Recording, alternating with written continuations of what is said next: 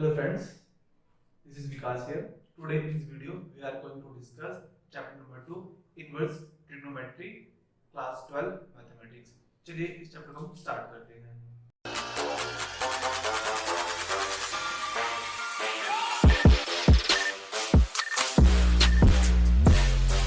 Hello, तो हम लोग इस चैप्टर नंबर 2 जैसे कि आप लोग जानते हैं एग्जाम्स आ रहे हैं हमारे पास विद इन 3 मंथ है। इस चैप्टर को हम लोग प्रिपेयर करेंगे रिवीजन के पॉइंट ऑफ व्यू से। हम कॉन्सेप्ट्स को पूरा सीखेंगे बट क्वेश्चन प्रैक्टिस उन क्वेश्चनों की प्रैक्टिस करेंगे जो एग्जाम पॉइंट ऑफ व्यू से आपके इंपॉर्टेंट होंगे। जैसे कि हमको पता ही है कि लॉकडाउन कोविड-19 की वजह से हमारा सिलेबस रिड्यूस हो चुका है। तो इस एक्सरसाइज के अंदर इस चैप्टर में हमारे जो एग्जाम के पॉइंट ऑफ व्यू से है एक्सरसाइज 2.1 ही आ रही है, एक्सरसाइज 2.2 नहीं आ रही है।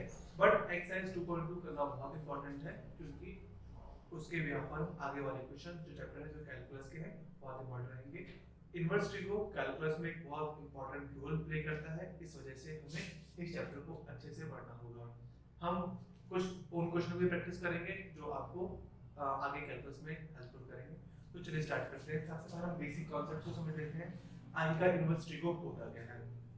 चैप्टर नंबर 1 में हमने पढ़ा है ऑन 1 2 हमने कुछ पढ़ा बाइसेक्टिव वाले कुछ टॉपिक्स पढ़े जिसके अंदर हमने इन्वर्टेबल फंक्शंस के बारे में जाना। तो बेसिकली होता क्या है, हमने 11th क्लास में फंक्शंस के बारे में पढ़े थे। ट्रिगो फंक्शंस होते कौन कौन से हैं, पहले हम इसको देख लेते हैं। ट्रिगो फंक्शंस आपके हैं sin theta, cos theta, tan theta, cosec theta, cot theta और cot थीटा। ये आपके ट्रिग्नोमेट्रिक फंक्शंस हैं। इसको आप लोग y समथिंग करके लिखते हैं, y fx फंक्शन जो आपका होता है। तो जितने भी आपके ये हैं ये आपके ट्रिग्नोमेट्रिक फंक्शन है। अब हम जो चैप्टर में पढ़ रहे हैं हम पढ़ रहे हैं इन्वर्स ट्रिगो। इन्वर्स ट्रिगो में क्या होता है, जो भी फंक्शन होता है आपका नेगेटिव हो जाता है, इस तरह की नेगेटिव सॉरी आपका फंक्शन इस तरफ आ जाता है तो आप बोलेंगे f इन्वर्स y x। जब हम इस तरीके से लिखते हैं इन्वर्टेबल फंक्शंस को, कोई भी इन्वर्टेबल फंक्शंस होता है तो हम लोग y sin थीटा होगा तो इन्वर्स लिखने के लिए हम उसे लिखेंगे sin इन्वर्स y थीटा। बात करते हैं। अब यहाँ कई बच्चे कंफ्यूज हो जाते हैं कि जब किसी चीज को हम लोग ऐसे भी लिखते हैं, अगर a है a की पावर -1 को हम 1/a लिखते हैं तो यहाँ पे ध्यान रखिएगा sin inverse y not equal to 1/sin y। ये ऐसा नहीं है क्योंकि जो यहाँ sin है बेसिकली वो इनवर्स है, यहाँ पे इनवर्स है। आगे हम लोग बात करते हैं, चलिए।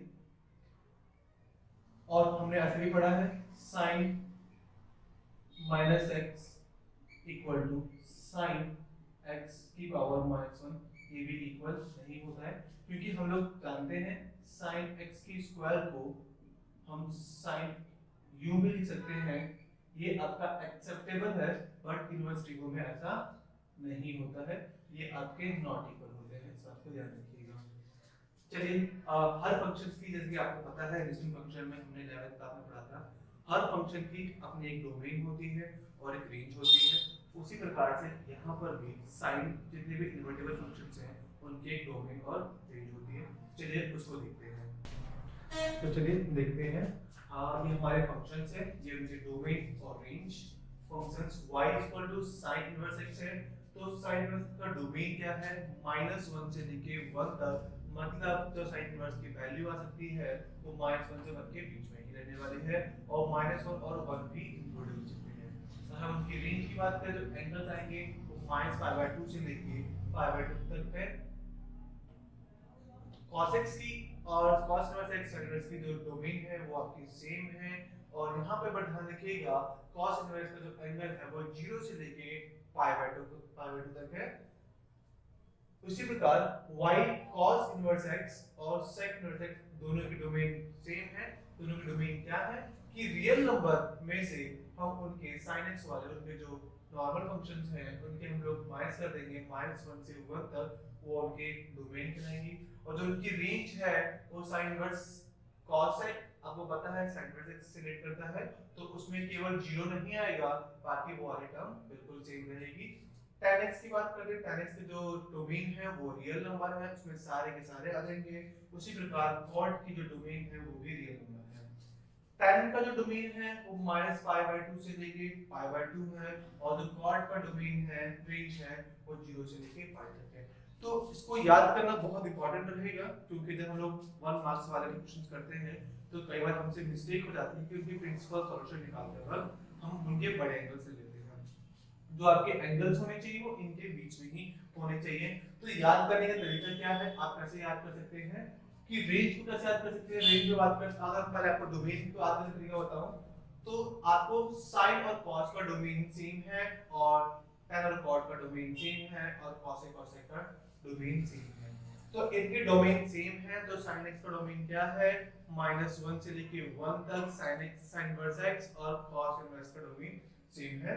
उसी प्रकार cosec इनवर्स x का डोमेन क्या है, रियल नंबर में से sin इनवर्स x का हम डोमेन माइनस कर देते हैं तो हमें cosec इनवर्स x का मिलता है। तो वही रियल में से हमने sin इनवर्स x का डोमेन माइनस कर दिया तो हमें cosec का निकला। उसी प्रकार cosec इनवर्स x और sec इनवर्स x का डोमेन सेम है, और tan इनवर्स x और cot इनवर्स x का डोमेन क्या है, रियल नंबर है। अब बात करते हैं रेंज की। sin इनवर्स x का जो रेंज है वो -π/2 से लेकर π/2 तक है।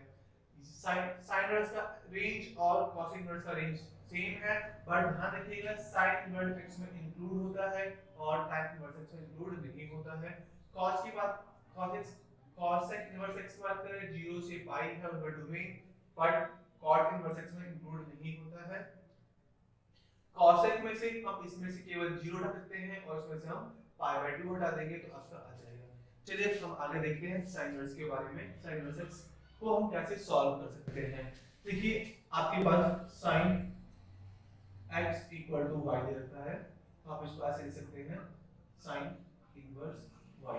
अब क्वेश्चन को सॉल्व करा जाता है तो sin इनवर्स को x के साथ एलिमिनेट कर दिया जाता है। जैसे कि सपोज कीजिए sin इनवर्स x है, इसको हम लोग अगर sin से मल्टीप्लाई करता हूं तो ये sin से इनवर्स कट जाएगा, तो केवल क्या बचेगा, x बचेगा।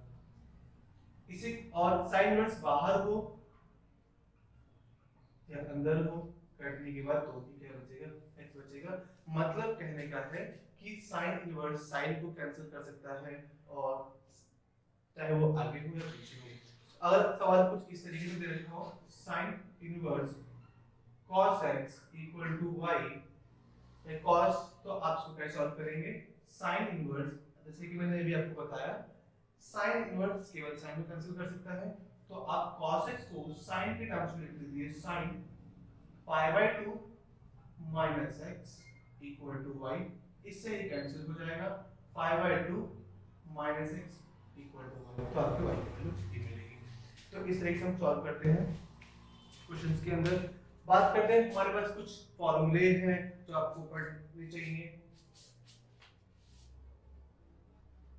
जो इंपॉर्टेंट है हमारे पॉइंट ऑफ व्यू से।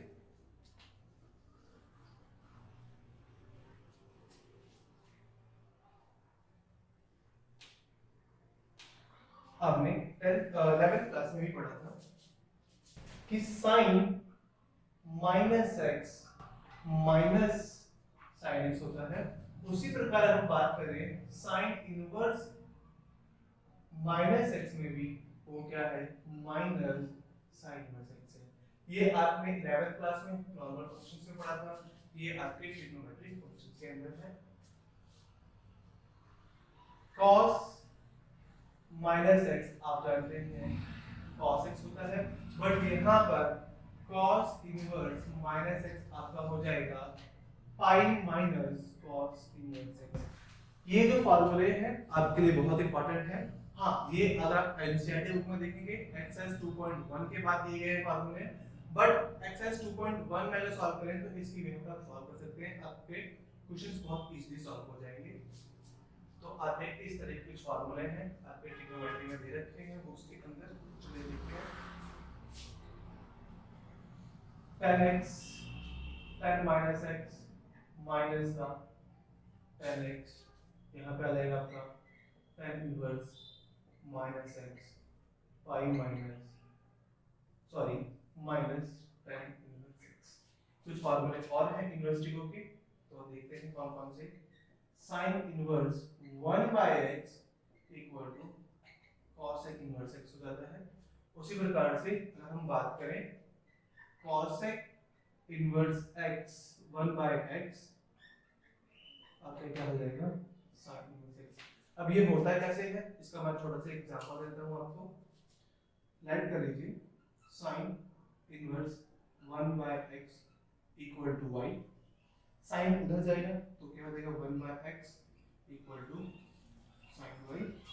अब इधर लेके आते हैं x की प्लेस पे sin y हो जाएगा और यहाँ आ जाएगा x, तो 1/sin y, तो इसको आपको लिखेंगे cosec y equal to x, तो y इक्वल टू क्या जाएगा cosec इनवर्स x।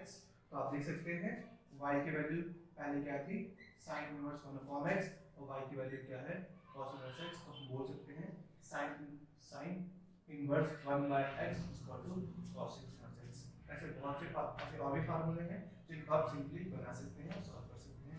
कुछ मेन फार्मूले और हैं जो ट्रिग्नोमेट्री में जिनको याद करने के बहुत इंपॉर्टेंट है, जो आपके आगे काम आएंगे।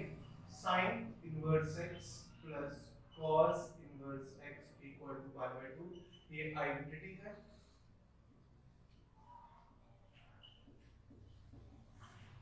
cot inverse x equal to pi/2, और तीसरा आइडेंटिटी है आपकी sec inverse x plus cosec inverse x equal to pi/2। ये तीन आइडेंटिटी है। देखो याद करना कैसे आसान है, आपको पता है sin में चेंज होता है, cos में चेंज होता है, तो sin जब cos में चेंज होता है pi/2 लेता है, tan cot में चेंज होता है तो pi/2 लेता है, और sec cosec में चेंज होता है pi/2 लेता है। ये याद करने का तरीका है अपना, इसको मैंने इस तरीके से याद किया था अपने टाइम पर। चलिए, तो ये कुछ ऐसे फार्मूले हैं जिनको हम सॉल्व करते हैं। चलिए हम आगे बढ़ते हैं और अपने एक्सरसाइज x 2.1 को सॉल्व करते हैं। चलिए ओके, तो एनसीईआरटी क्लास 12 का chapter number 2 inverse trigo exercise 2.1 हम कर रहे हैं। उसका पहला क्वेश्चन है, आप एनसीईआरटी बुक में देख सकते हैं। फर्स्ट क्वेश्चन है आपका sin इनवर्स -1/2, इसका हमें प्रिंसिपल वैल्यू निकालनी है। तो चलिए देखते हैं। जैसे कि हम लोग जानते हैं sin inverse -x equal to क्या होता है -sin इनवर्स x होता है, ये आपकी आइडेंटिटी है। तो आप क्या करेंगे, इसको यहाँ पे यूज करेंगे, तो आपका ये क्या हो जाएगा। सबसे पहले लेट कर लीजिएगा इसको, let y equal to sin inverse -12, अब इसे लिखेंगे sin -1/2, ओके, माइनस sin। अब आपको यहाँ sin एलिमिनेट करना है, तो sin एलिमिनेट करना है तो आप हाफ जो है वो sin में कब होता है, sin pi/6 पे होता है। आप इसको यहाँ से कैंसिल कर देते हैं एक तरीके से, लाइक यहाँ पर दिखाइएगा और कैंसिल करके डायरेक्ट आपका आएगा -5/6, तो आपका आ गया यहाँ पे जो प्रिंसिपल वैल्यू है -5/6। और हम जानते हैं y equal to sin inverse x, तो जो रेंज होता है, जो उसकी रेंज है वो क्या है -π/2 से लेके π/6 तक है। तो जो ये वैल्यू है ये आपके इधर के बीच में बिलोंग भी कर रही है, तो आपका आंसर करेक्ट है। चलिए अब दूसरा सवाल है हमारा cos इनवर्स π/2, तो सबसे पहले कैलकुलेट कर लीजिए y cos इनवर्स √3/2। अब इसको सॉल्व करने के लिए आपको देखना है कि 3/2 cos में कब आता है, तो y cos इनवर्स cos √3/2 की वैल्यू cos में कब होती है, उसको देखना है। √3/2 की वैल्यू cos में कब होती है, π/6 पे होती है। ये भी कैंसिल हो जाएगा, तो y π/6। देखते हैं आंसर ठीक है कि गलत है। हम जानते हैं y cos इनवर्स x का जो रेंज होता है वो क्या होता है 0 से लेके पाई तक होता है, तो π/6 इसमें बिलोंग करता है, तो ये आपका करेक्ट है। ओके, कुछ क्वेश्चन है, बात करते हैं क्वेश्चन नंबर आगे की। तो आपका एक क्वेश्चन नंबर 5 देखते हैं। ये अलग है थोड़ा सा, इसमें क्या है क्वेश्चन नंबर 2 cos था, और क्वेश्चन नंबर 5 की बात करूं मैं, क्वेश्चन नंबर 5 cos इनवर्स -1/2 1/2। तो चलिए सबसे पहले आप राइट कर लेंगे y equal to cos inverse -12, जैसे कि हम लोग को पता ही है cos inverse minus x equal to pi minus cos inverse x होता है।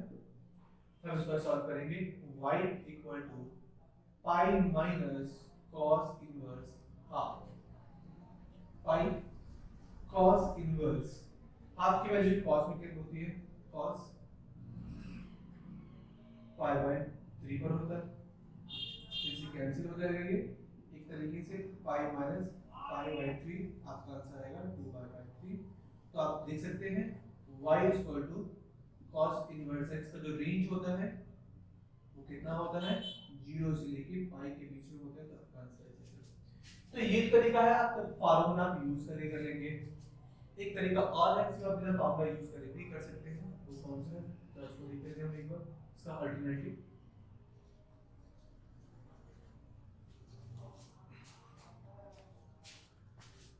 उसमें क्या करना होगा हमें, तो हम उसका अल्टरनेटिव करेंगे फार्मूला में, तो हम डायरेक्टली सॉल्व करेंगे, माइनस का अंदर रखेंगे और बाद में उसका एंगल है इसको चेंज कर देंगे।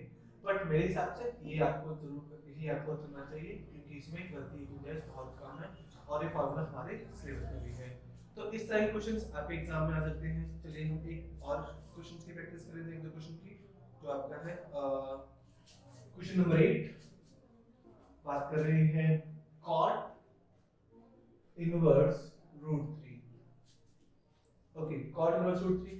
अब बात करते हैं, फाइंड कर लेते हैं पहले cot inverse root 3।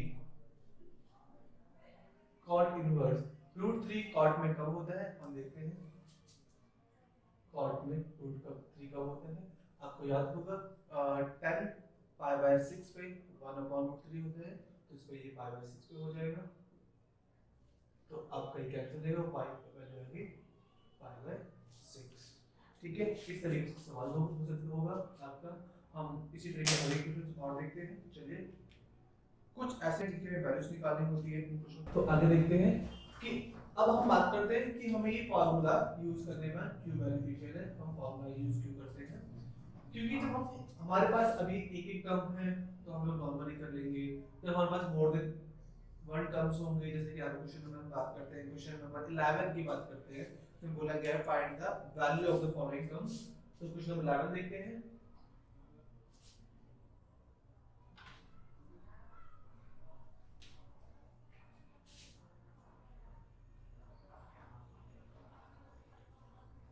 Question number 11, question number 11 आपको दे रखा है tan inverse 1 plus cos inverse minus half plus sin inverse minus 2। ये आपको दे रखा है। चलिए देखते हैं, इसको करते हैं। अब आपको पता है यहाँ पे tan 1 को आप tan की फॉर्म में लिखिएगा, tan पाई बाय 4। cos में नेगेटिव है तो cos नेगेटिव में लिखेंगे पाई cos इनवर्स, cos हाफ को होता है पाई बाय 3 पर, और sin में वो नेगेटिव बाहर जाता है तो sin पाई बाय 6। ठीक है, अब जो भी फार्मूला यूज कर रहे हैं उस फार्मूले को साइड में मेंशन जरूर कर दीजिए कि आपने कौन सा कहां फार्मूला यूज किया है। तो आप लिख सकते हैं sin inverse minus x minus sin inverse x, और अगर हम बात करेंगे cos इनवर्स माइनस x तो पाई माइनस cos इनवर्स x।